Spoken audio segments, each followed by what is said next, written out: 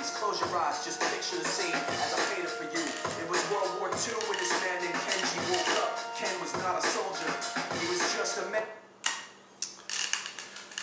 Well, hey there, Coach Finn, and this is Chalktalk 17 of our offensive series for our DHS basketball program. Just going to be, this is a little terminology of many of you have heard about this, but I just want to get this out there to those who haven't got the information, or just a refresher of what we really are trying to do. This is called good miss, bad miss, and finishing. Good miss and bad miss are shots taken on or outside the arc. Okay? Finishing has to do with penetrating and finishing on one side of the hoop or on the other side of the hoop, receiving a post entry and making a post move inside, penetrating and doing a mid-range shot. All this is stuff inside the arc.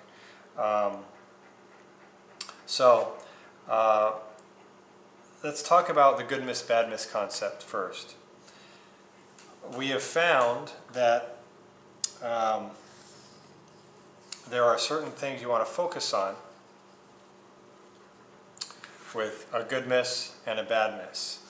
And I'm going to put out a little picture here of a hoop from the side and then straight on. Okay?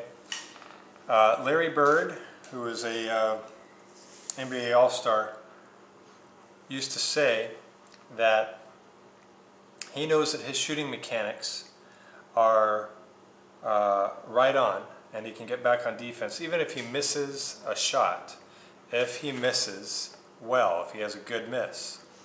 And a good miss essentially is a ball that's coming in and it hits the front rim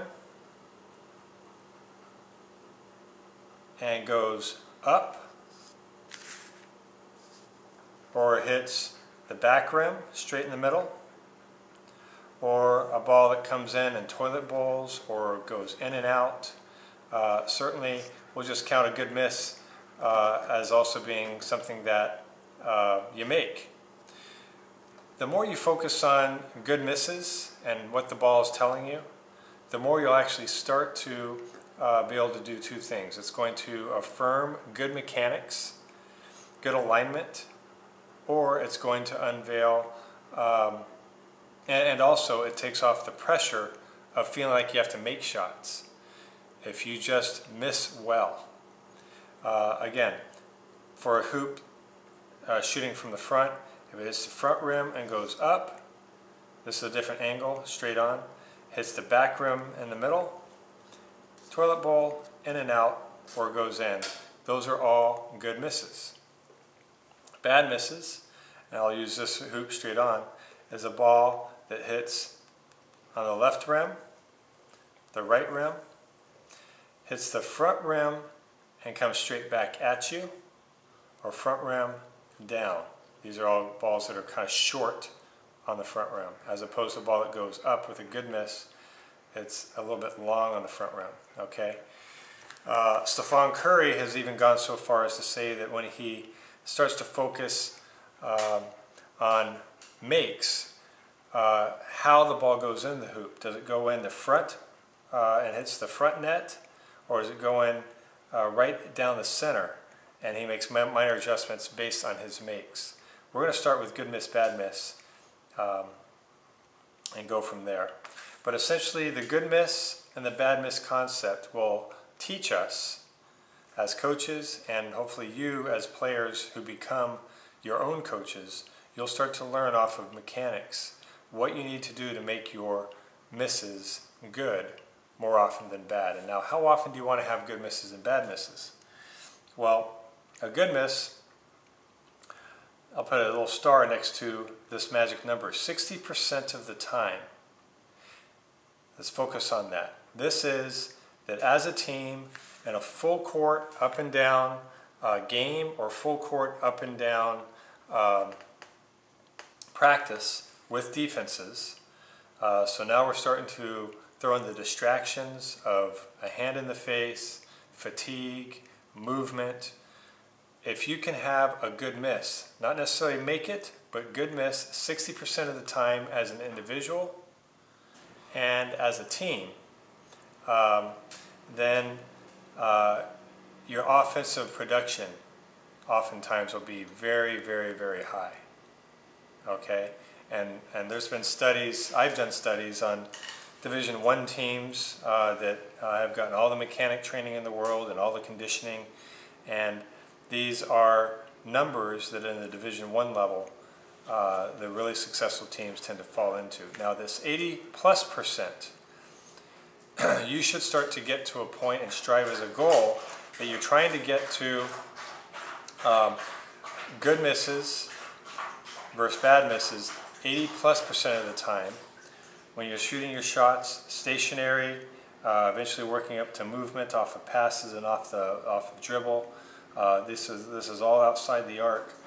80% of the time you should have a good miss, both in all the tests we give you, all the tests you give yourself, both alone, without defense. Okay, that number should go up.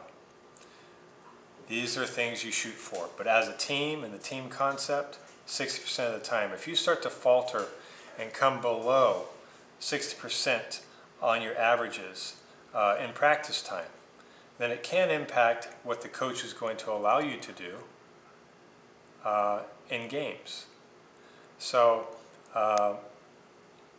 then you will always have something to go back to that, hey, I'm really coming up underneath these values. The ball is teaching me, I need to work on my mechanics. I need to figure out how, and with the coach, how can I help my values go up, okay? And that'll all come.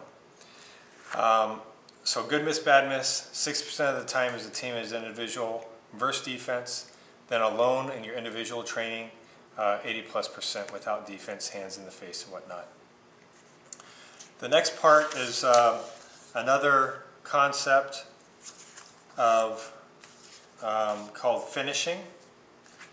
And in finishing, what this means, again, just to reiterate, is that you are making the basket. Now we're not looking at good misses, bad misses. You're actually making the basket. You're putting it in the hoop off of dribble penetration all the way to the hoop, post entry and post moves, offensive rebounds and putting it back in, or just little mid-range shots inside the arc around the key. Okay, you want to make it 60% of the time versus defense, both in practice and in games, as an individual and as team. And there's focuses on how do you finish. If you find that you are not finishing in traffic versus defense, what is it mechanically that I can get myself to make the ball, make the shots more often? The other thing you throw into with finishing is that if on your shot, your penetration, your post move, your offensive rebound, put back, if you're fouled, then you have to make 1 out of 2 free throws. We need to become a very good free throw shooting team. Initially it's 1 out of 2. Down the road, maybe middle of the season, you change that as a team to 2 out of 2 free throws. So you get a point if you make your shots, you or hit 1 of 2 free throws off of fouls on these shots taken inside off of penetration, post moves, and offensive rebounds and putbacks. So all of this, good miss, bad miss, and finishing, these are things that can be charted by someone watching you play in practice and in games. And when the shot's taken on the arc, is it a good or bad miss? And if it's a good miss, you put it in the good miss column. If it's a bad miss, you put it in the bad miss column. Then you start to add up all the shots as a team. You can do it as individuals. What are the numbers? What are the numbers telling you?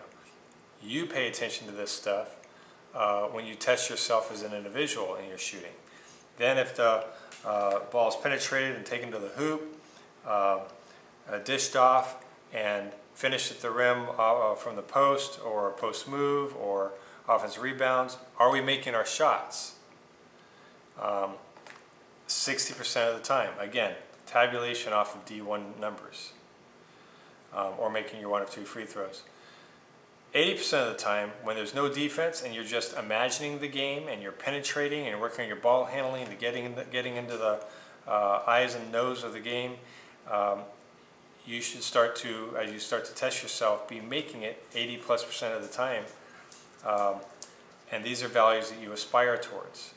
Okay? And if you're not, what is it that I need to do to get better in finishing?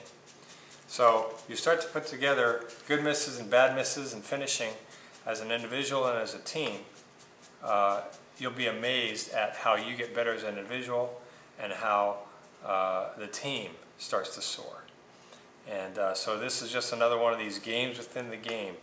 A lot of the fans and spectators and scouts are just going to be paying attention to how many points you score, wins and losses, field goal percentages. But if you focus on this, it's amazing how the other stuff takes care of itself. Okay, that's Coach Finn and Chalktalk 17. Thank you.